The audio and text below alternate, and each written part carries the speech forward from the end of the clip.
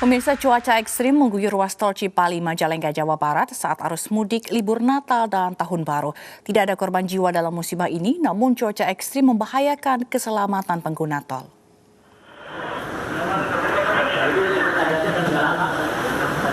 Hujan deras disertai angin kencang mengguyur ruas tol Cipali, tepatnya di wilayah Majalengka, mulai pintu masuk tol Kertajati sampai Sumberjaya. Terjangan hujan dan angin kencang selama 20 menit mengakibatkan sejumlah pohon nyaris tumbang, serta merusak sejumlah baliho di rest area kilometer 166. Cuaca ekstrim ini juga membuat jarak pandang pengendara kurang dari 300 meter karena terhalang kabut di sepanjang ruas tol Cipali, Majalengka. Himbau kepada pengguna jalan, khususnya pengguna jalan yang menggunakan jalan tol, karena di wilayah hukum Polres Majalengka sekarang curah hujan lagi tinggi dan terkadang dibarengi dengan hujan besar dan juga angin yang sangat kencang serta kabut. Artinya dengan kondisi ekstrim tadi akan mengancam keselamatan pengguna jalan, Komandan?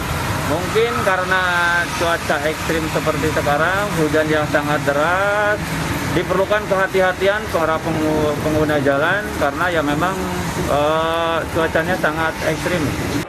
Petugas kepolisian Resor Majalengka mengimbau kepada semua pengguna jalan baik dari Jakarta atau sebaliknya agar berhati-hati saat berkendara di musim hujan.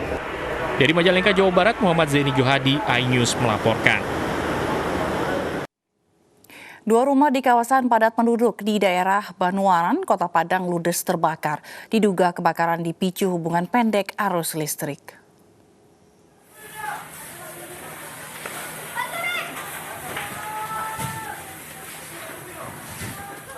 Kobaran api dengan cepat menjalar dan menghanguskan dua rumah warga di daerah Banuaran, Kecamatan Lubuk Begalung, Kota Padang, Sumatera Barat. Rumah yang berada di kawasan padat penduduk ini dalam kondisi ditinggal pemiliknya mudik Natal dan Tahun Baru.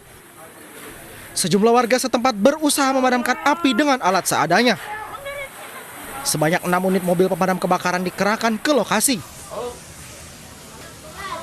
Api baru berhasil dipadamkan setelah 1 jam kemudian.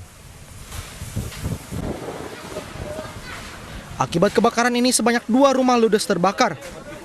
Diduga peristiwa ini terjadi akibat arus pendek listrik dari salah satu rumah. Berapa rumah, yaitu 2 rumah, korban jiwa tidak ada, dengan bernama Pak Yandri, umur 37 ya. Armada kita kirimkan sebanyak 6 unit di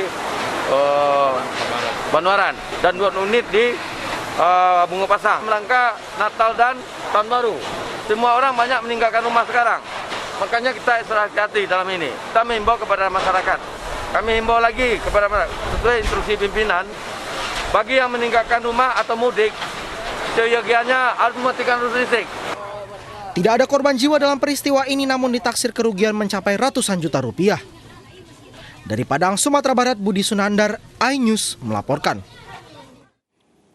Pandemi COVID-19 tidak hanya berdampak buruk bagi kesehatan dan perekonomian. Wabah ini juga ikut dirasakan oleh para penghuni panti asuhan.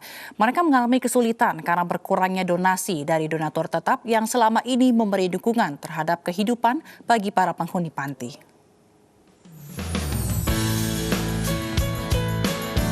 Panti asuhan menjadi salah satu pihak yang terdampak cukup besar dari pandemi COVID-19. Seperti yang dialami oleh panti asuhan muslimin di kawasan Keramat Raya, Jakarta Pusat. Selain harus membatasi kegiatan, bantuan dari donatur juga mengalami penurunan cukup signifikan. Untuk meringankan beban panti asuhan, Partai Perindo memberikan bantuan berupa sembako. Bantuan ini diharapkan mampu memenuhi kebutuhan sehari-hari para penghuni panti. Sebagai tanda bahwa kami ikut merasakan bagaimana beratnya panti asuhan menyediakan makanan maupun menyediakan kebutuhan utama bagi anak-anak yang diasuh di panti asuhan ini. Jadi kami memang berusaha terus mencari donasi, bukan hanya dalam bentuk uang dan barang, tapi juga teman-teman relawan banyak yang memberikan donasi pengetahuan dan keterampilannya melalui virtual. Partai Perindo berkomitmen untuk terus membantu masyarakat kecil yang terdampak secara ekonomi agar mereka mampu melewati pandemi COVID-19. Tim Liputan iNews melaporkan.